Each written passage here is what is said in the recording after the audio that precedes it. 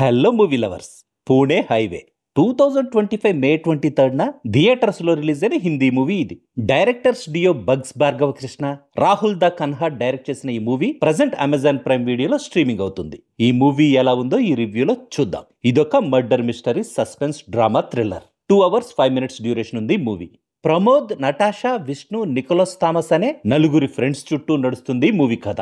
ముంబైకి 142 కిలోమీటర్స్ దూరంలో ఒక చెరువులో శవంగా కుళ్ళిపోయిన స్టేజ్ లో దొరికిన మోనా మన్సేకర్ ని ఎవరు మర్డర్ చేశారో ఇన్స్పెక్టర్ ప్రభాకర్ పేటే ఎలా ఇన్వెస్టిగేట్ చేశాడు, మోనా మన్సేకర్ హత్య ప్రమోద్, నటాషా, విష్ణు, నికోలస్ థామస్ల జీవితాల్ని ఎలా మార్చేసింది, చివరికి ఒక చిన్న టాటూ హంతకుణ్ణి ఎలా పట్టించింది అనేదే ఈ మూవీ బేసిక్ స్టోరీ.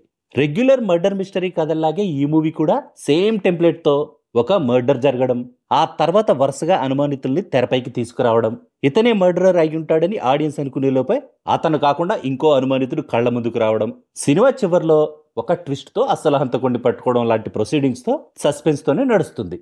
కానీ వీక్ స్క్రీన్ ప్లే వల్ల, హాఫ్ బేక్డ్ పోలీస్ ఇన్వెస్టిగేషన్ కథలోని సీరియస్నెస్ ను డైల్యూట్ చేసేలా సాగడం వల్ల, ఫన్నీగా అనిపించాల్సిన హ్యూమర్ కాస్త ఆడియన్స్ కి చిరాకు పుట్టించేలా ఉండడం వల్ల, స్టోరీ నెరేషన్ కూడా చాలా కన్ఫ్యూజన్ గా ఉండడం వల్ల మూవీ నాకైతే బిలో యావరేజ్ అనిపించింది. మూవీ క్లైమాక్స్ ట్విస్ట్ మాత్రం బాగుంది.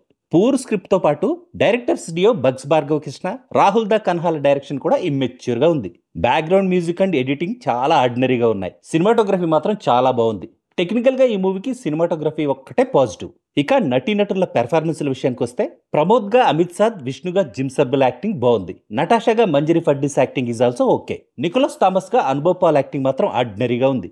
ఇన్స్పెక్టర్ ప్రభాకర్ పేటేగా సుదీప్ మోదక్ ఆ క్యారెక్టర్ కి రాంగ్ చాయిస్. తన క్యారెక్టర్ కి అస్సలు సెట్ అవ్వలేదు. వీళ్లతో పాటు ఈ మూవీలో ఇంకా చాలా మంది యాక్ట్ చేశారు, కానీ ఎవరికి సరైన ఇంపార్టెన్స్ లేదు. ఫైనల్ గా చెప్పాలంటే నాకైతే నచ్చలేదు ఈ మూవీ. ఓటీటీలోనే కాబట్టి మర్డర్ మిస్టరీ మూవీస్ నచ్చేవాళ్ళు ఒకసారి ట్రై చేసి చూడొచ్చు.